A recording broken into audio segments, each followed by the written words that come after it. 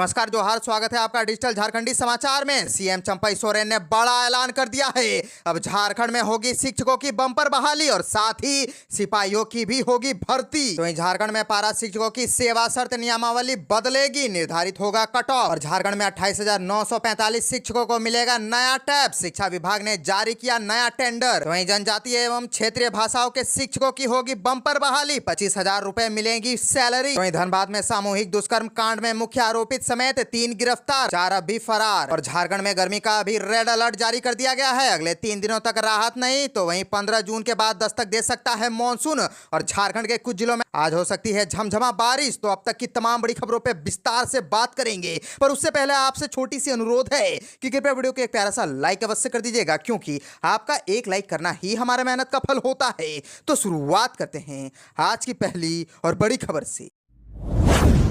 इस वक्त की बड़ी खबर झारखंड से आ रही है, जहां झारखंड में होगी शिक्षकों की बम्पर बहाली, सिपाहियों की भी होगी भर्ती। सीएम चंपई ने कर दिया है बड़ा ऐलान। दरअसल राज्य सरकार की एक बार फिर से सरकारी विभाग में बहालियों की प्रक्रिया तेज करेगी। मुख्यमंत्री चंपई सोरेन मंत्रियों और वरीय अधिकारियों के साथ विभागों की समीक्षा बैठक के बाद कहा कि चुनाव आचार संहिता के कारण रिक्तियों को भरने को लेकर नियुक्तियों की प्रक्रिया बाधित थी। अब बहाली की प्रक्रिया आरंभ होगी। 26,000 शिक्षकों की बहाली राज्य सरकार करेगी। इसके अलावा पुलिस और उत्पाद विभाग में सिपाहियों की नियुक्ति होगी। स्थानीय भाषाओं के लिए भी शिक्षकों की नियुक्ति होगी और कामकाज की प्रगति का भी जायजा लिया गया। और आपको बताते चले कि निर्देश दिया गया है कि जो कामकाज चुनाव के बीच में रुक गया था वह तेज किया जाए। और जेएसएससी पेपर लीक की जांच के लिए एसआईटी बनाई गई है, जल्द उसकी रिपोर्ट आएगी। मुख्यमंत्री ने कहा कि अबुआ आवास का आवंटन शुरू हो गया है, 1-2 दिन में फिर से प्रगति की समीक्षा होगी। चंपई सोरेन ने अबुआ आवास योजना के चयन में पारदर्शिता बरतने का भी आदेश दिया। सीएम के तहत पहले चरण की स्वीकृति किए गए 2 लाख आवास और इसकी पहली किस्त की राशि जारी होने के उपरांत आवास निर्माण के प्रगति की जानकारी ली और इसमें तेजी लाने का भी निर्देश दिया। और चंपई सोरेन ने लाभुकों के चयन प्रक्रिया में भी पूरी पारदर्शिता बरती जाए, इसे लेकर के भी आदेश जारी कर दिया है। और इस योजना में अनियमितता और लापरवाही बरतने वाले अधिकारियों पर भी कार्रवाई की जाएगी। वहीं शिक्षा की सामाजिक उन्नति का आधार है। राज्य के सभी वर्गों के बच्चों को बेहतर शिक्षा देना राज्य सरकार की प्राथमिकता है। बच्चों में शिक्षा का लग जगाना हमारी सरकार की जिम्मेदारी है। सीएम ने कहा कि आने वाले समय में सभी प्रखंड में सीएम स्कूल ऑफ एक्सीलेंस स्थापित किए जाएंगे। सभी स्कूल ऑफ एक्सीलेंस में रेगुलर टीचर की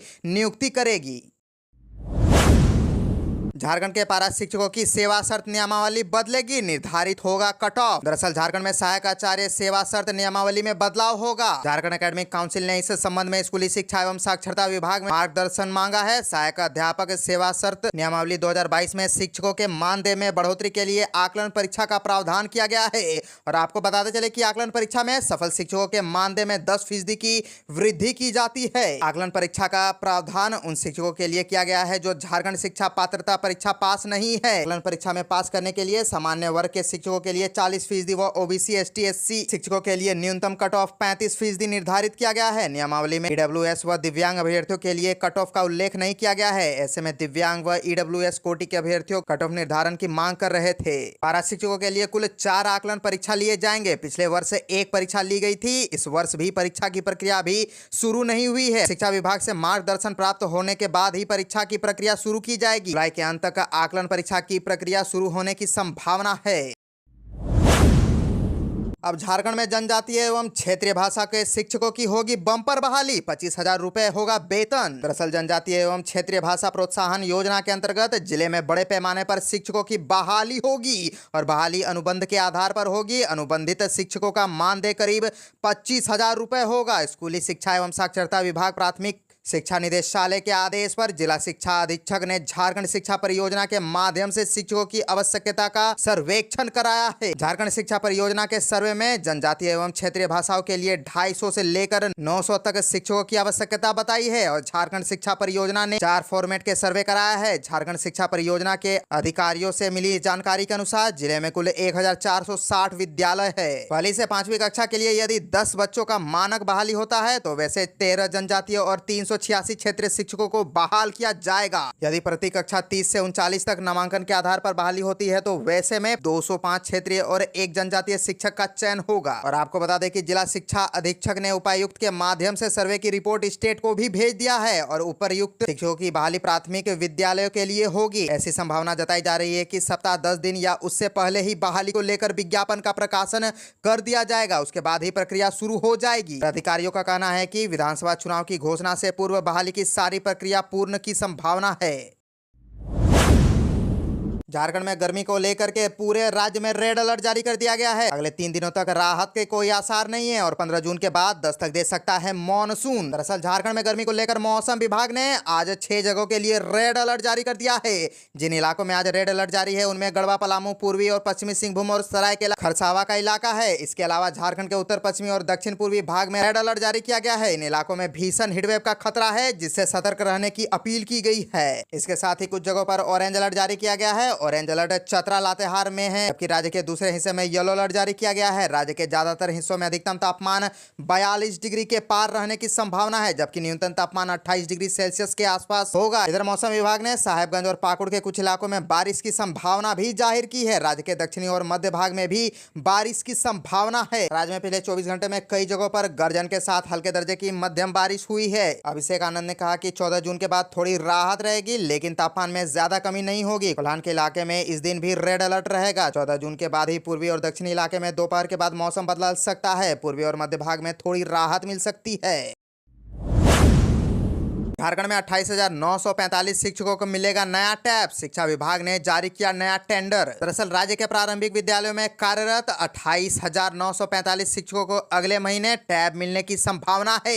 झारखंड शिक्षा परियोजना परिषद ने शिक्षकों को नए टैब देने के लिए एक बार फिर से टेंडर प्रक्रिया शुरू की है, जो अंतिम चरण में है। आदर्श आचार संहिता लागू होने के कारण इसे फाइनल नहीं किया जा रहा था। अब आदर्श आचार संहिता खत्म होने के बाद इसे शीघ्र फाइनल किए जाने की उम्मीद है। इससे पहले टेंडर प्रक्रिया शुरू करने के लिए चुनाव आयोग से मंजूरी ली गई थी। शिक्षकों को टैब देने के लिए केंद्रीय शिक्षा मंत्रालय ने समग्र शिक्षा अभियान के तहत वित्तीय वर्ष 2022-23 में ही 10,000 रुपए की दर से 28.94 करोड़ रुपए का राज्य सरकार को दिए थे। केंद्र ने कहा था कि राज्य सरकार चाहे तो इसमें अतिरिक्त राशि वहन कर सकती है। इसके बाद राज्य सरकार ने प्रति टैब के लिए अतिरिक्त 5,000 रुपए देने का निर्णय लिया। इस बीच कई बार टेंडर आमंत्रित किए जाने के बाद भी तकनीकी कारणों से यह फाइनल नहीं हो सका। अब एक बार फिर से टेंडर आमंत्रित कर टैब खरीदने का प्रयास किया जा रहा है। और आपको बताते चले कि पिछली रघुवर सरकार में भी शिक्षकों को टैब दिए गए थे, जिसमें ज्यादातर खराब हो चुके हैं। सरकार बदलने के बाद भी पूर्व मुख्यमंत्री रघुवर दास के वीडियो आने पर इस पर काफी विवाद हुआ था। झारखंड शिक्षा परियोजना परिषद ने टैब से इस वीडियो को हटाने के लिए भी कंपनियों से संपर्क किया।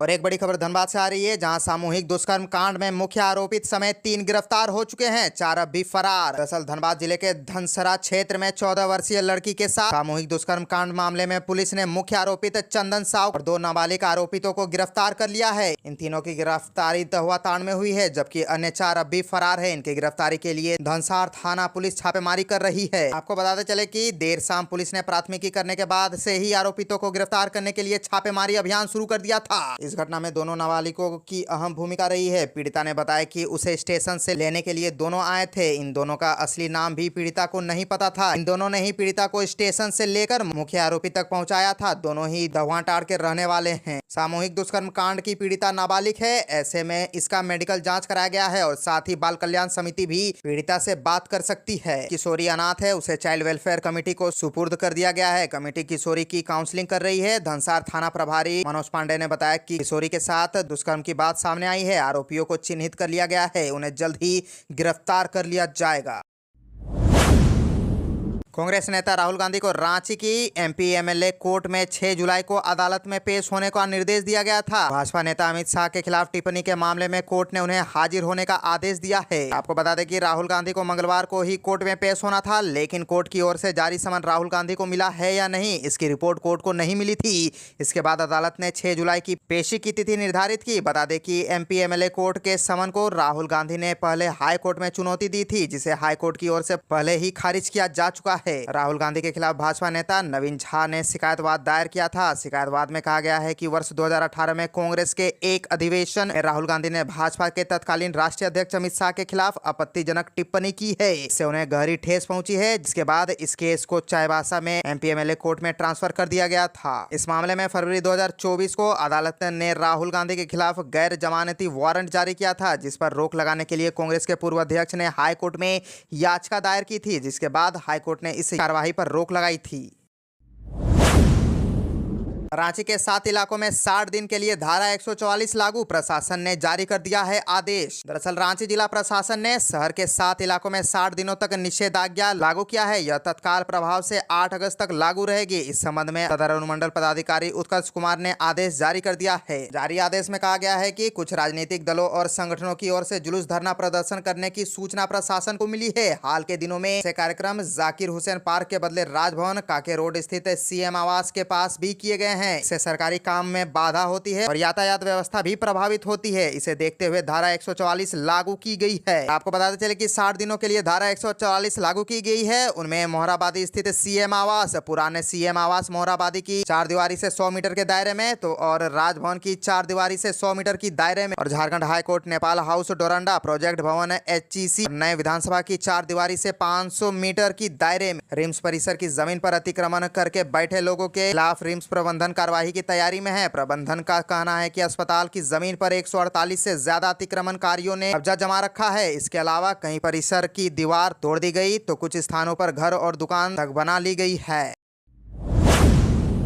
झारखंड कांग्रेस ने समीक्षा बैठक की, जीत हार का आकलन, विधानसभा चुनाव को लेकर मंथन, 2 सीटों पर हुई है जीत। दरअसल झारखंड कांग्रेस लोकसभा चुनाव परिणाम को लेकर समीक्षा बैठक कर रही है। इस बैठक में झारखंड प्रभारी गुलाम मोहम्मद मीर भी मौजूद। समीक्षा बैठक को लेकर प्रदेश कांग्रेस प्रवक्ता सोनाल शांति ने बताया कि गत दिनों संपन्न हुए लोकसभा चुनाव में झारखंड में इंडिया गठबंधन को 5 सीटों पर जीत मिली है। झारखंड में 7 सीटों पर कांग्रेस और अन्य सीटों पर गठबंधन दल के उम्मीदवार थे। इनमें से 2 सीटों पर कांग्रेस और 3 सीटों पर झामुमो को जीत मिली है। उन्होंने कहा कि पार्टी को झारखंड में इससे भी बेहतर परिणाम की आशा थी, पर आशा अनुरूप परिणाम हमें प्राप्त नहीं हुआ। झारखंड में इसी वर्ष के अंत में विधानसभा चुनाव होने हैं। विधानसभा चुनाव को ध्यान में रखते हुए लोकसभा चुनाव में हुई हार जीत की पूरी समीक्षा जरूरी है। उन्होंने बताया कि समीक्षा बैठक में प्रदेश कांग्रेस के कार्यकारी अध्यक्ष, सभी मंत्री, सांसद, विधायक, प्रदेश पदाधिकारी समेत कई और दिग्गज मौजूद रहे। और आपको बता दें कि झारखंड में कांग्रेस ने 7 सीटों पर उम्मीदवार उतारे थे, जिसमें से केवल 2 सीटों पर ही जीत हासिल हुई। पार्टी की ओर से लोहरदगा, रांची, धनबाद, गोड्डा, हजारीबाग, खूंटी और चतरा में उम्मीदवार उतारे थे, जिसमें से केवल खूंटी और लोहरदगा से जीत हासिल हुई है।